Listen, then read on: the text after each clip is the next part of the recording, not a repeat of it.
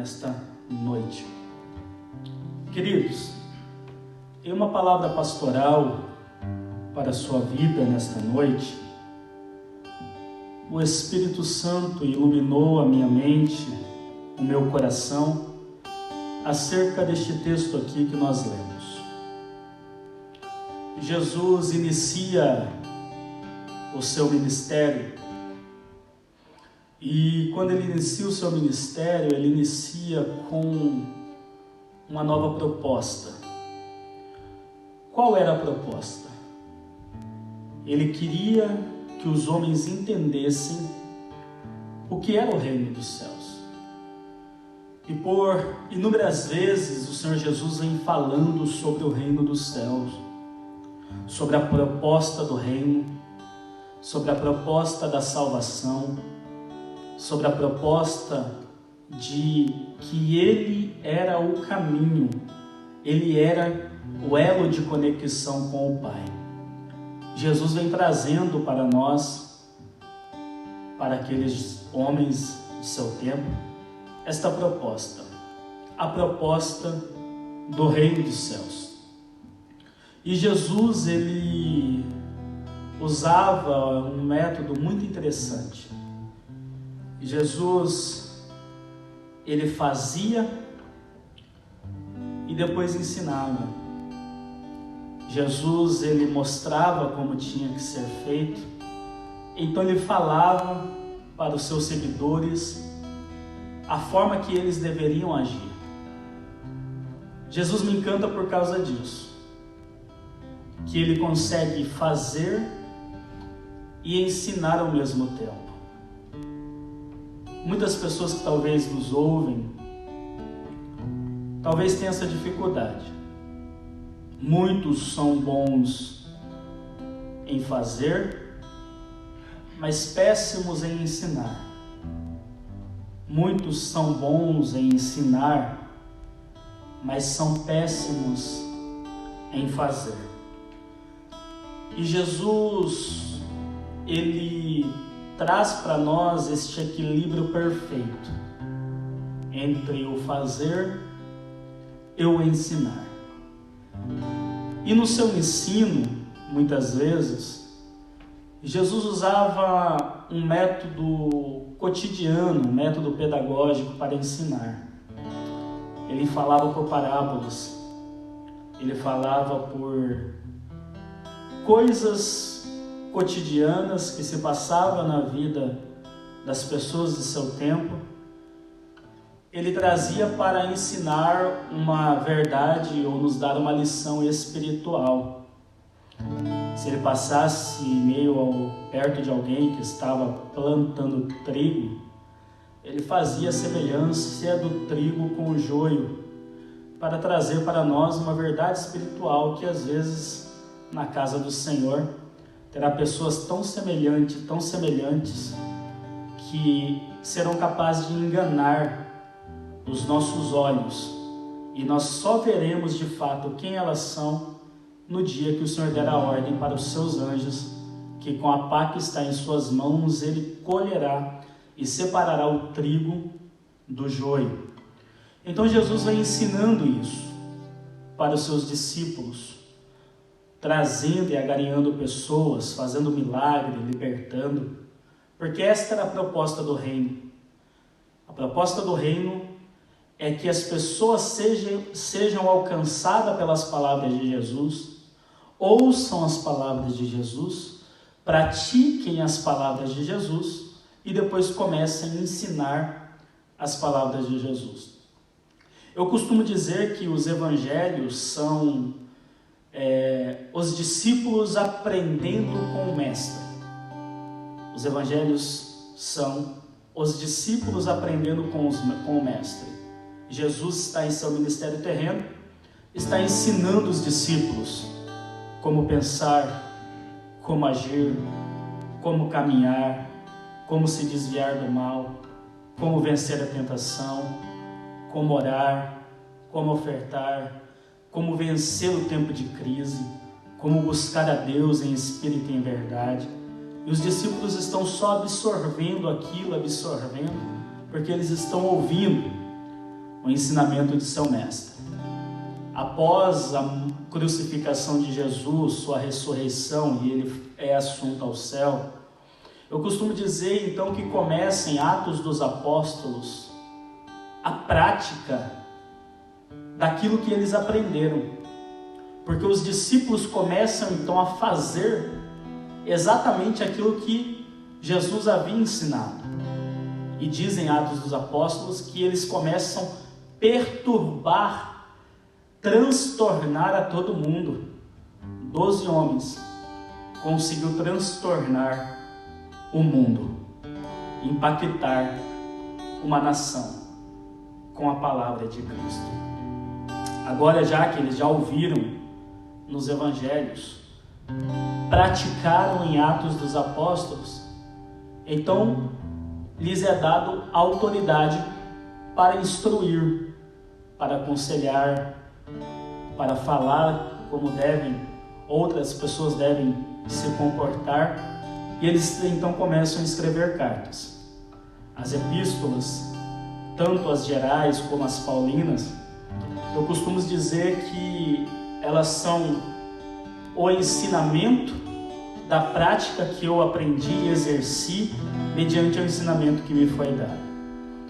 Então os discípulos, eles nos mostram para nós que eles eram pessoas capazes de ouvir, de praticar e de ensinar. Pastor, o que tem a ver com este texto que nós lemos? Aqui Jesus está no início do seu ministério. Mateus capítulo 5, capítulo 6, você vai perceber, capítulo 4, 5 e 6, que ali Jesus começa a dar início ao seu ministério e escolher os seus discípulos.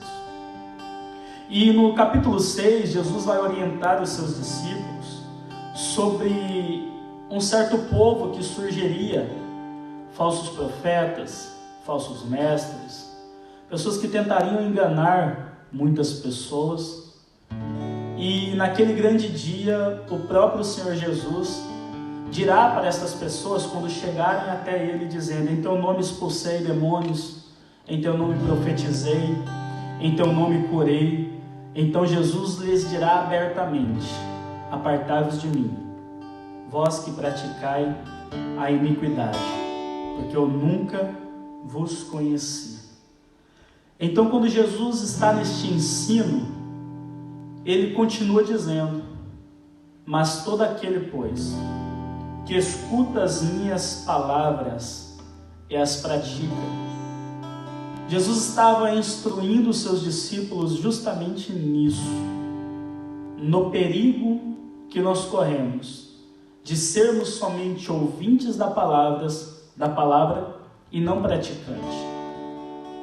Como Jesus sabia que os discípulos enfrentariam uma caminhada de grande luta pela frente, Jesus queria mostrar para eles que o foco deles tem que estar em ouvir e praticar.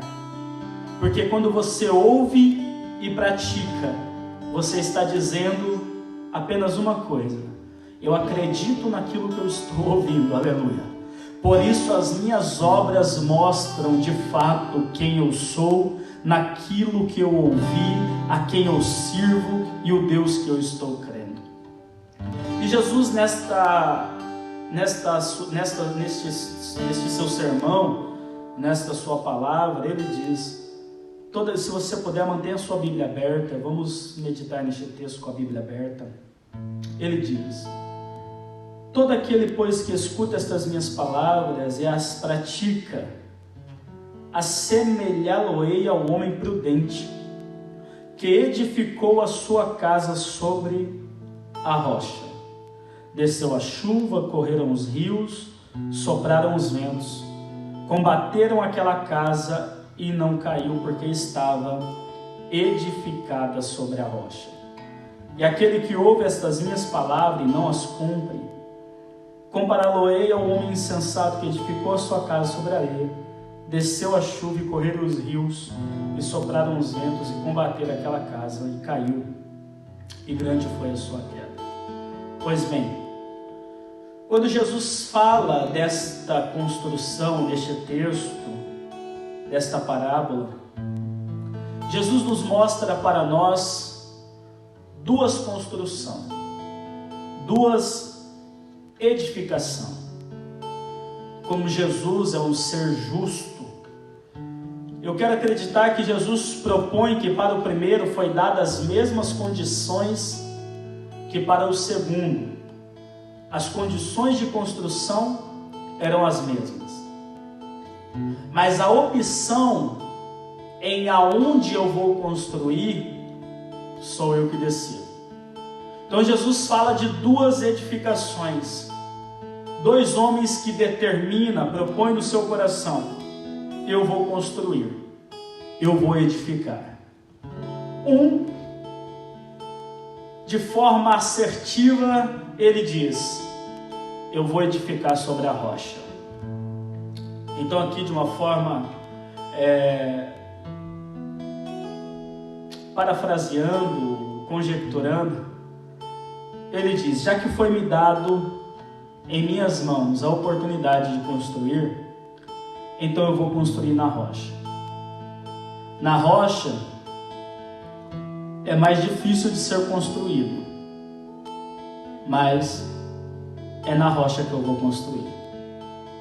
Outro diz: eu vou construir na areia. Na areia é mais fácil. Na areia a construção é mais rápida. Na areia há uma facilidade na construção. Na areia muitas vezes nem suor sequer sai do seu rosto, porque você tem a facilidade do ambiente proposto. Está entendendo? Então um constrói na areia de forma rápida, outro constrói na rocha de forma mais trabalhosa. E o porquê que muitos optam em não construir na rocha? Justamente por causa disso. Porque na rocha, construir na rocha dá trabalho. Construir na rocha requer renúncia. Construir na rocha requer muitas vezes noites sem dormir. Eu me lembro que juntamente com a minha esposa, meu cunhado está aqui, que pode, se quiser, falar também. Eu e a minha esposa, nós tínhamos dinheiro para o material da nossa casa no Brasil. E não tínhamos dinheiro para a mão de obra de um pedreiro. Então nós que fomos os responsáveis pela fundação. E nós vimos que fazer fundação não é fácil. O trabalho que dava, muitas vezes nós ficávamos até 3, 4 horas da manhã fazendo vigas, amarrando ferros, para construir ali a fundação da nossa casa. E no outro dia ter que trabalhar bem cedo. Então muitas pessoas esquecem e preferem não construir a sua casa na rocha, porque vai levar tempo, vai levar mais investimento, vai levar mais trabalho e vai ser um serviço mais dificultoso, vai requerer mais de mim. Em contrapartida, construir na areia já é um pouco mais fácil. Você consegue cavucar até mesmo somente com uma enxada. Pastor, o que isso tem a ver com o nosso contexto atual? Quando nós olhamos o mundo, a forma que as pessoas estão alvoroçadas, a forma que as pessoas estão com um sentimento de incerteza, de medo, nós podemos perceber algumas coisas. Quais? Número 1, eles estão com medo da construção que fizeram até agora. Número 2, eles sabem que se o vento vier de verdade, a casa pode desabar. Está percebendo? O porquê que muitas pessoas ficam alvoroçadas, apavoradas mediante toda essa pestandade, toda essa angústia que está vindo sobre o mundo? Porque desde os primórdios da humanidade, quando Cristo veio como homem à terra, exercer o seu ministério terreno, ele disse: aquele que tem sede, venha a mim e beba. Aquele que está perdido não sabe o caminho. Eu sou o caminho, eu sou a verdade, eu sou a vida. E olha o que Cristo diz, quando Ele diz que Ele é o caminho. Ele não está dizendo que Ele é o destino final, mas sim, Jesus Cristo é a maneira de ir, está entendendo? Porque o destino final é o que Ele tem preparado para nós, lá juntamente com o Pai. Jesus, em seu ministério terreno, esteve dizendo que Ele era o pão vivo que desceu do céu, que aquele que comesse do pão, da carne e do sangue teria parte com Ele. Jesus, em seu ministério terreno, quando Ele veio na terra, em um momento de agonia, Ele diz: Pai, se possível, passa de mim este cálice, mas contudo seja feita a tua vontade. O porquê que Jesus pede para que o cálice fosse passado? Por dois motivos. Número um, porque Ele ficaria desconectado com Deus por causa do pecado da humanidade. Número dois, porque Ele saberia que Ele seria moído por nossos pecados. E mesmo sabendo disso, Ele disse: Pai, contudo, faça-se a tua vontade. E sabe qual foi a vontade de Deus? João 3,16, porque Deus amou o mundo de tal maneira que não poupou, a tradução correta lá é não poupou o seu único filho, mas o entregou por amor de nós, para que todos aqueles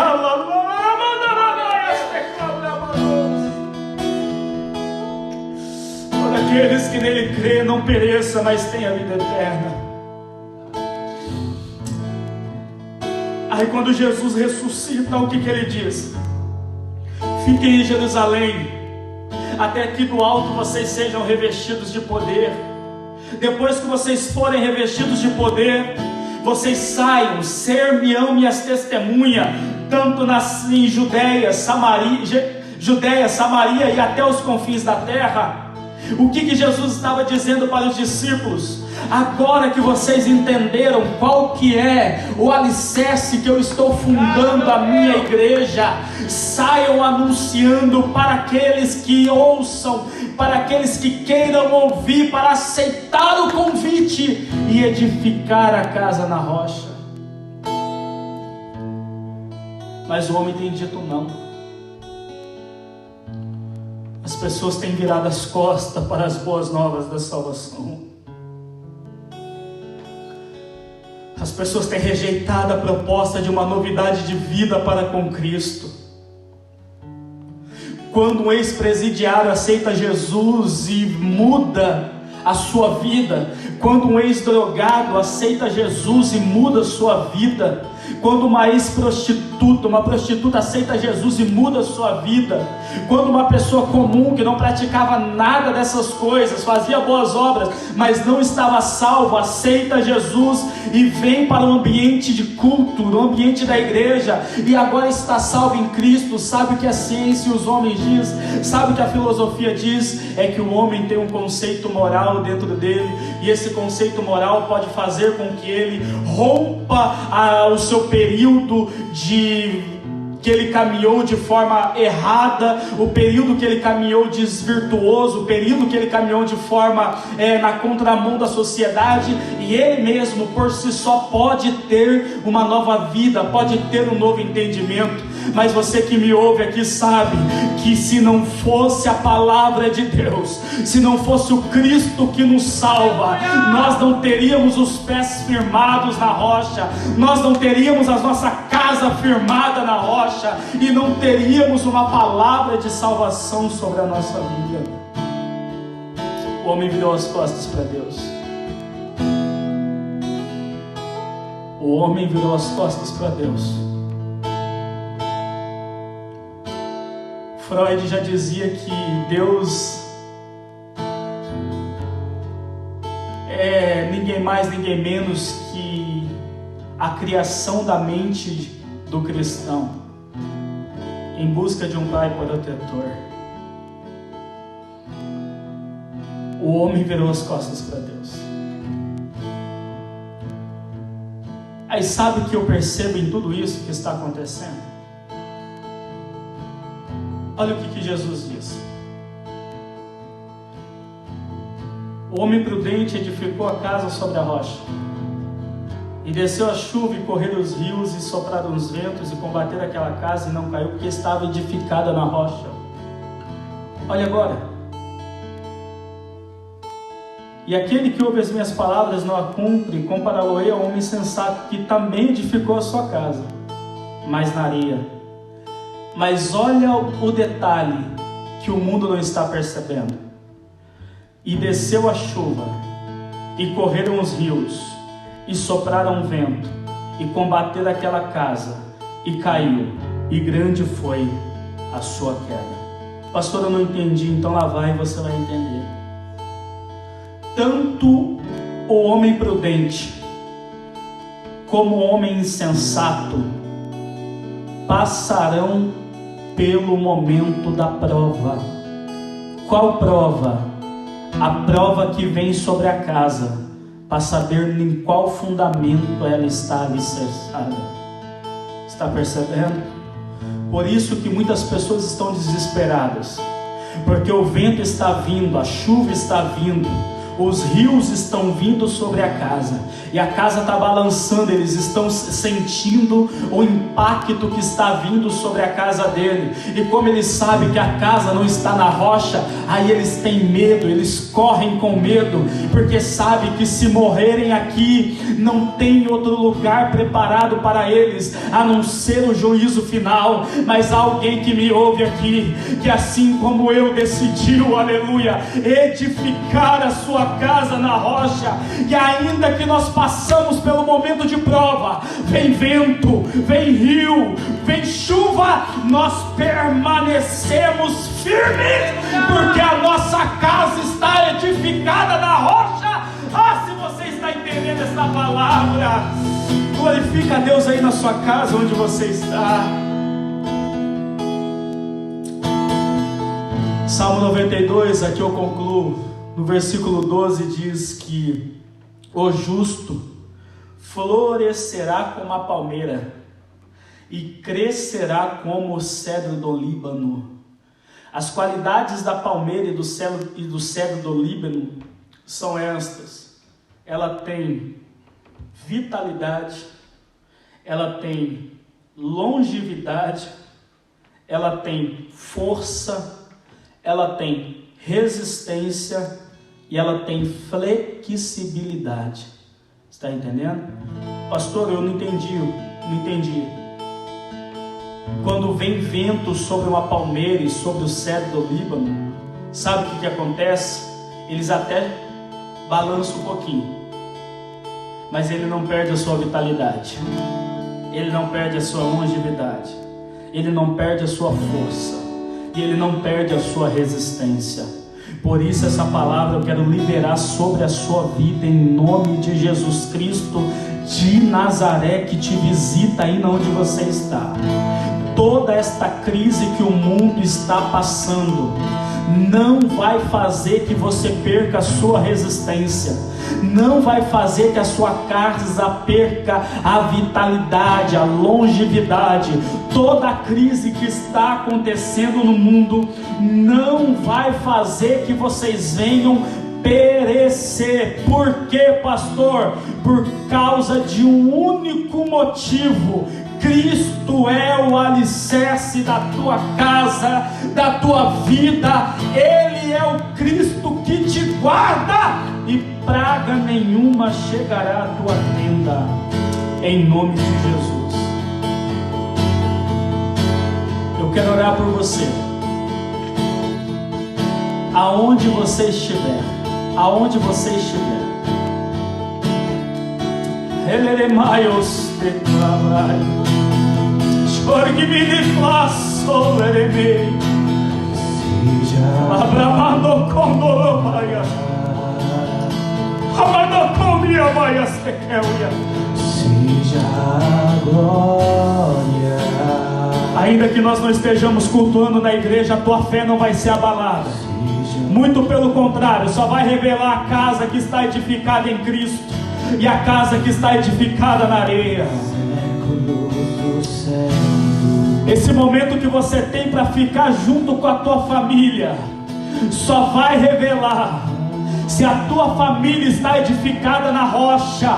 E aí você vai ter um lar em harmonia, um lar alegre, um lar em felicidade. Ou somente revelará se a tua casa vive de fachada e é uma casa edificada na areia, e você não consegue, não suporta mais ouvir a voz da tua esposa, do teu filho, do teu marido. Escute, pelo amor de Deus, aproveite a oportunidade para que o inferno veja que ainda que ele tenta nos parar, a nossa casa está alicerçada em Cristo Jesus. Não iremos nos abalar. Poderoso Deus, não iremos. minha alma Não iremos nos abalar. por ti. Não iremos. Se você puder, abraça a sua esposa, abraça o seu marido, Poderoso Deus, abraça o seu filho aí onde você estiver. Se ele não estiver aí, como mulher de Deus, como homem de Deus que você é, você sai pela tua casa agora declarando que essa casa aí está alicerçada em Cristo, está alicerçada na rocha.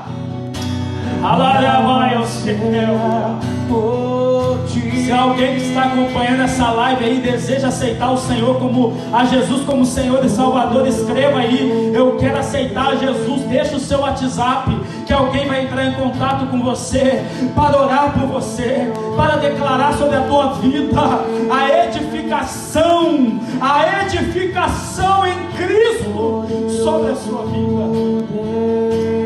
Se Ele é poderoso, adore Ele, adore Ele. minha alma anseia por ti.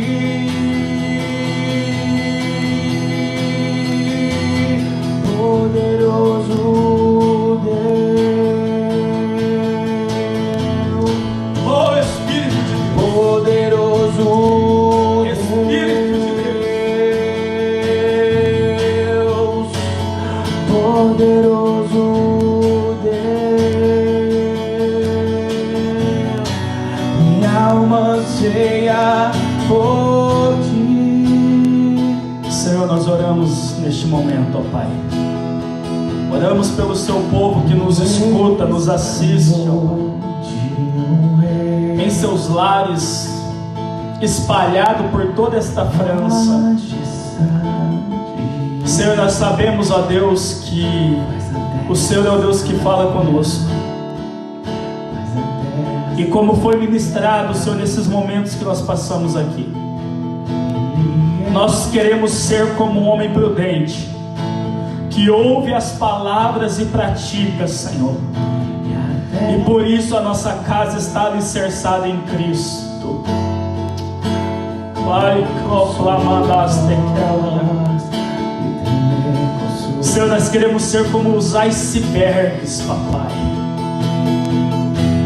Que aquilo que os homens vejam em nós seja apenas 10% do que verdadeiramente somos.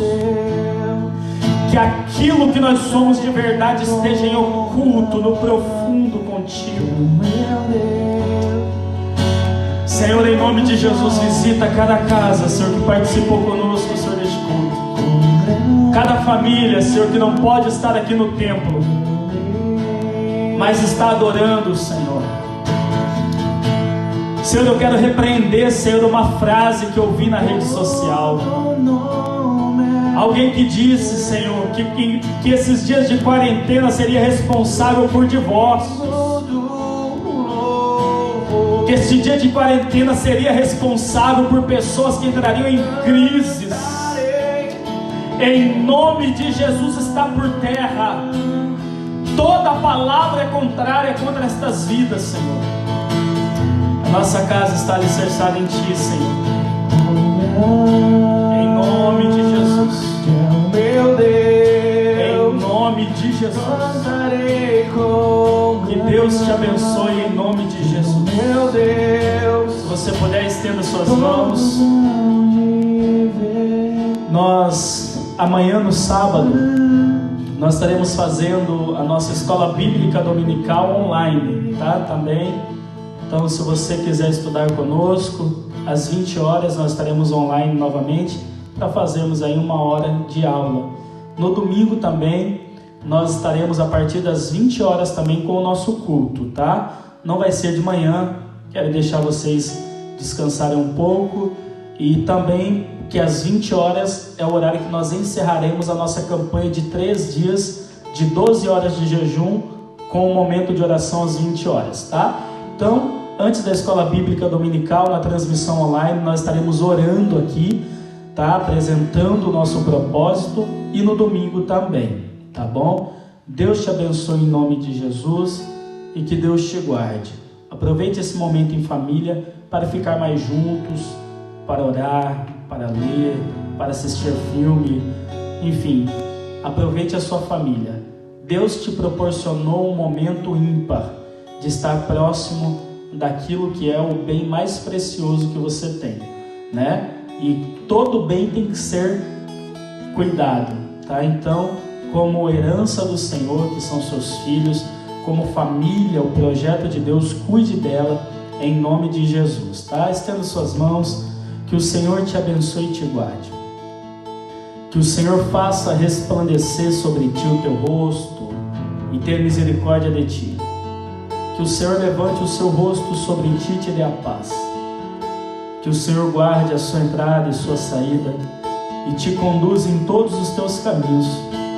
Que o grande amor de Deus, a graça de nosso Senhor e Salvador Jesus Cristo e as consolações do Espírito Santo do Senhor pousem em cada coração, hoje e para todos sempre. Amém e amém. Deus te abençoe. Pode adorar?